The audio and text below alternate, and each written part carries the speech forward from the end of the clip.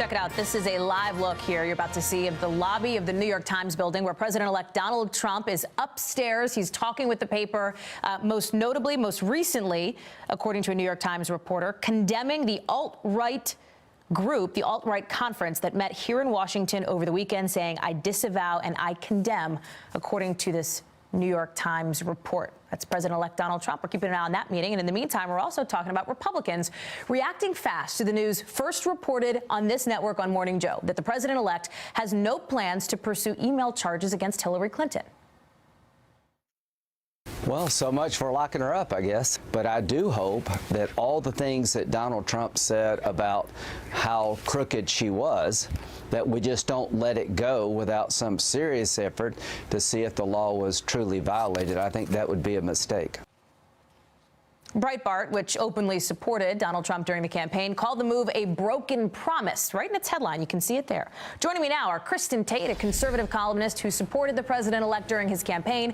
Chris Kofinas, kind of on the other side, Democratic strategist, former chief of staff to Senator Joe Manchin. Thank you both for joining us for what we're calling our daily debate. And Kristin, I want to start with you and your reaction overall to the news that we are reporting and that Donald Trump is talking about, that he's backing off this pledge to pursue any kind of prosecution against Hillary Clinton.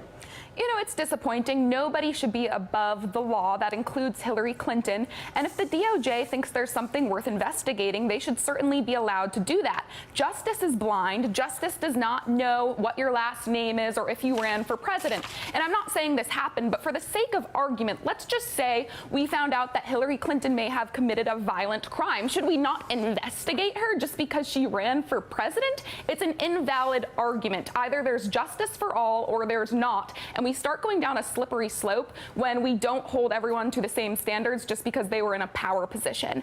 At the same time, having said that, I can see why he's not pushing forward with this. I mean, he has to prioritize things, and the cornerstone of his campaign was make America great again. So he wants to focus on things like jobs and the economy. And as much as I would love to see Hillary be held accountable, locking her up wouldn't really go towards making America great again. So it's disappointing, but I understand it.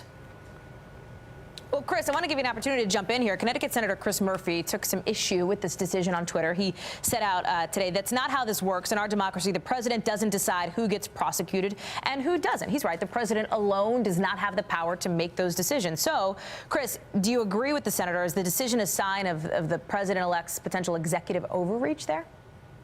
Well, listen, I think we all have to come to terms that what Donald Trump said in the campaign is going to be fundamentally different than what he is going to say when he is both president-elect and president. Meaning, we're not sure what he's going to do on any given day. He's going to change his mind. He's aligned us with the football.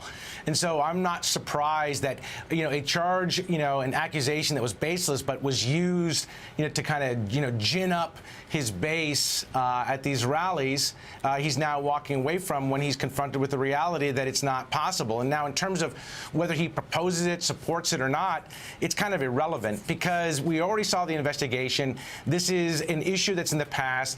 And the notion I think Trump wants to somehow relitigate this, I imagine he's got bigger challenges that he's having to deal with. But I do get a little bit of joy, I have to say, of watching now the same people who were out there cheering every time he would say, lock her up, are now having to confront the reality that Donald Trump is breaking one of his first promises. So, I mean, I do get a little joy. Be prepared for many additional broken promises in the many weeks and months ahead. Well, I never thought I would hear liberals concerned about Trump not locking Hillary up. But look, this is all about narrative, right? Of course, Trump alone does not have the power to hold Hillary accountable. It's all about bringing the country together. That's what he's doing right now.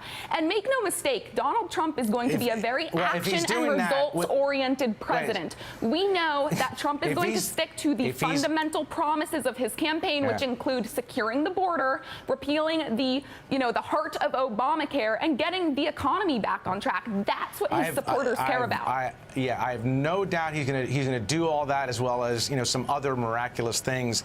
Here is, I think, the reality what Donald Trump is confronting. There is the rhetoric of a campaign that you use to convince people that they should support you, and then there is the reality of governing.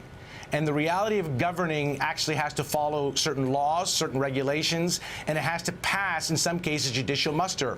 So he can talk about repealing and replacing Obamacare. He can talk about building a wall. He can talk about Muslim registries. But the reality of the situation is he still has to go through a process. Yeah. We do not live in a dictatorship. As much as Donald Trump may want that sometimes, we do live in a democracy with checks and balances and separation of powers. Guys, I want to continue the conversation. I'm being wrapped and told we have to get to a commercial break. But Kristin and Chris, I would love to have you back for our daily debate. Kristin Tate, Chris Kafinas, thank you very much. We're back after this.